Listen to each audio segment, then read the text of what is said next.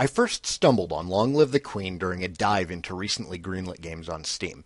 Embarrassingly, the incredibly pink artwork and magical girl cover caught my eye, and I believe my exact utterance was, "Oh!" I watched the trailer, which is brilliant by the way, and decided to give it a go. An hour later, I had started a war and died on my way to a birthday party. This is the life of Princess Elodie, a 14-year-old girl who must survive 40 weeks until her 15th birthday, where she'll be coronated and replace her late mother, the previous queen. At first glance, the game plays like a visual novel, a genre that's popularized by the many wild dating sims roaming the vast open landscape of the internet these days. Visual novels themselves are more focused on the story than on gameplay, occasionally giving the player a choice that changes the plot direction, much like those old choose-your-own-adventure novels that populate library shelves. Long Live also goes all in on a stat and mood system which directly affects what choices are at your disposal at the branch points. For example, if you've been properly trained as a lady, you're less likely to have an outburst when you catch your father with some harlot draped all over his arms. That is how Long Live plays out. You can never truly be angry at Princess Elodie for her poor decisions because you were the one who failed to prepare her to make the correct ones.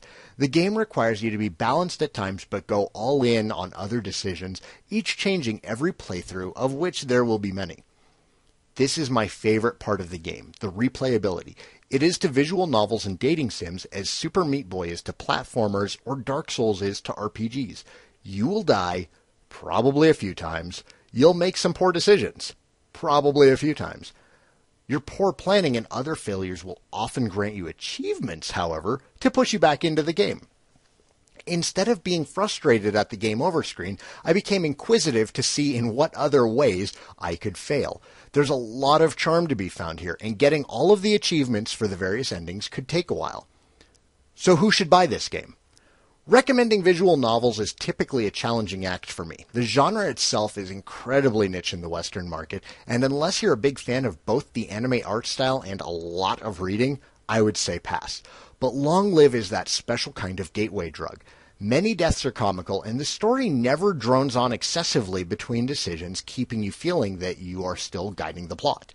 Don't come in expecting a novel, though. If you read fast like me, a full playthrough to a good ending will only take under 2 hours, but you can still expect to go back and run through the game multiple times, trying out each and every plot point to find every single one of Elodie's possible successes and failures. I rank this game as a must-try. If you find yourself with a spare half hour during the week, grab the demo and give it a shot. I'm confident that most gamers will be pleasantly surprised by this indie gem.